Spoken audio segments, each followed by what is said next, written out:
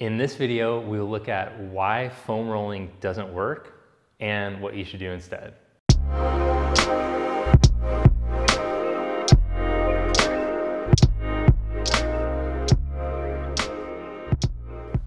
Welcome back to Yoga with Tim.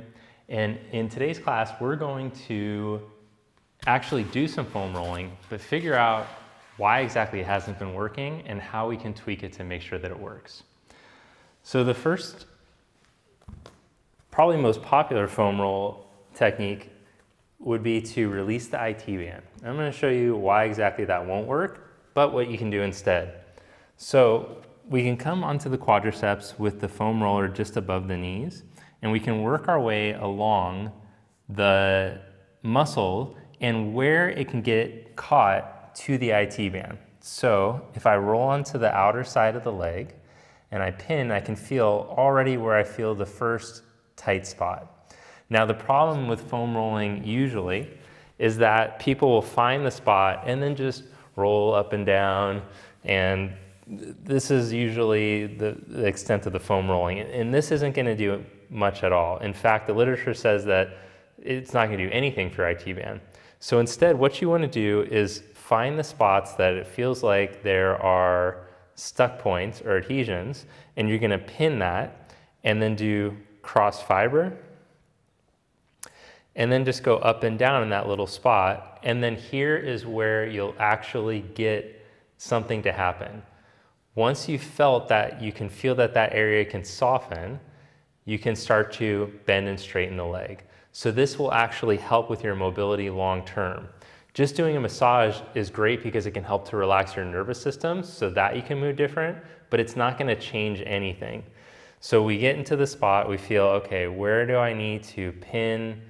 And then instead of just rolling up and down, we go very specific into that area so we can give the body and the nervous system a chance to relax, and then we can see if we can create new movement. And you can feel, if you go right into that spot, you can feel where it wants to jump off.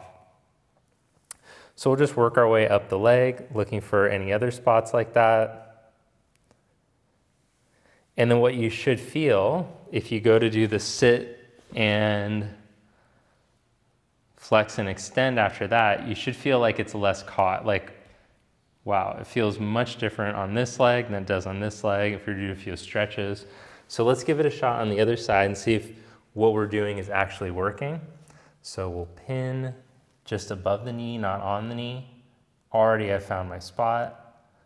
Roll side to side, go up and down. And then when I can feel like, okay, now it's starting to relax, we'll do a bend and straighten.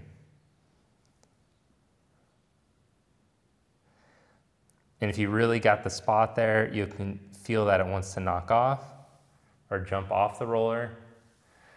And then we'll work our way up, find the next spot. There we go. Do some cross fiber, go with the muscle, and then try to create some movement there.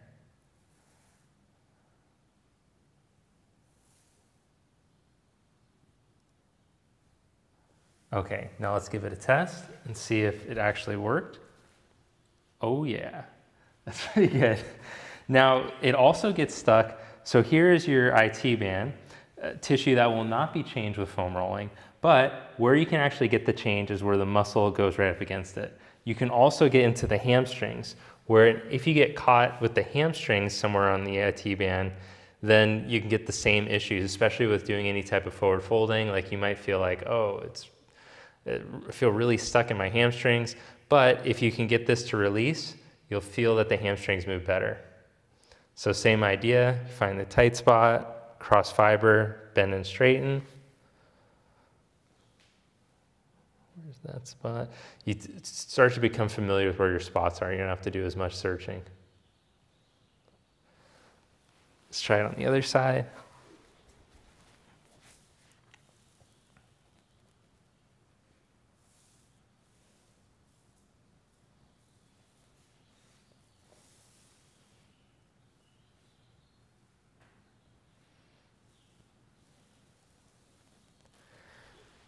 And could have done this test before, but the hamstring test before and after is great to do to make sure if what you're doing is actually creating some change.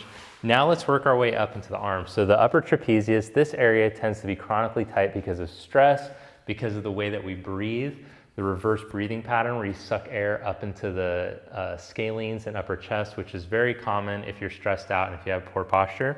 So this area of the body gets really tight as a result. Retraining your breath, doing yoga regularly will help with that in general. However, it can be nice at the beginning of your practice to help that area to be able to move better. So the test that we're gonna do first is just take your arm up and notice where you feel any restrictions. And we're going to do 2 different things for the arm. So let's first just test the left arm, see how that goes, okay. And then we're gonna take our ball and place it right along the upper trapezius levator scapula. So this is the top inner corner of the shoulder blade. You'll pin the ball there. I'm using yoga tune-up balls, but you could use a tennis ball. I wouldn't use anything harder than a tennis ball, and I would suggest getting the yoga tune-up balls if you don't have those, because they work way better in my opinion.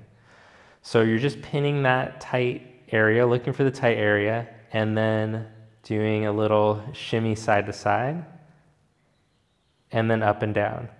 So first we're just sending the signal to the body like, okay, this is the area that we're going to move a little bit differently.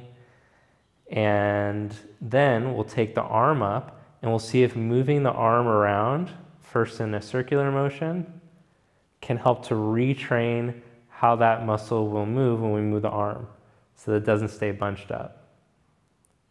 Change the direction. And all these aren't scientific terms of what's actually happening in your body. It's more of like feeling terms. There isn't actually bunched up muscle. That's not how it works.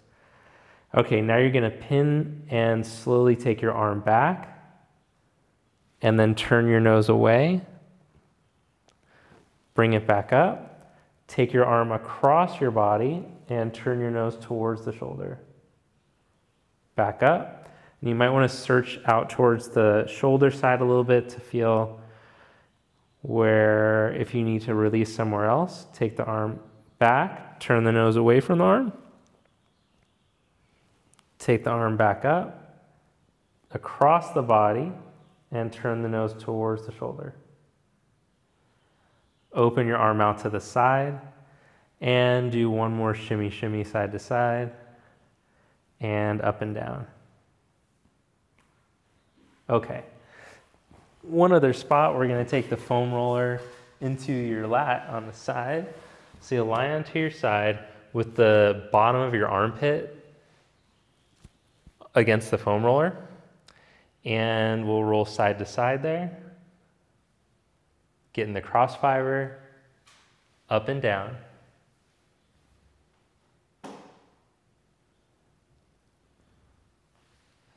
And then search a little bit higher up towards the middle of the armpit.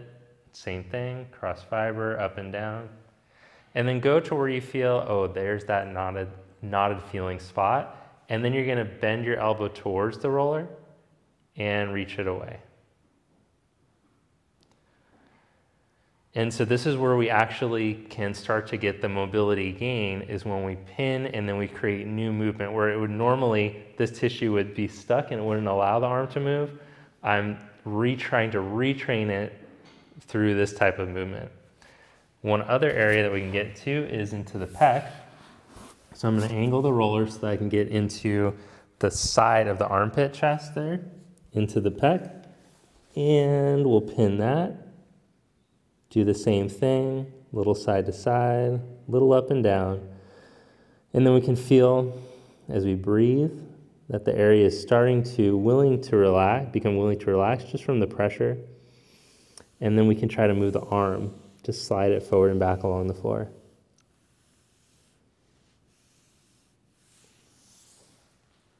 Okay, now let's see if all that had an effect.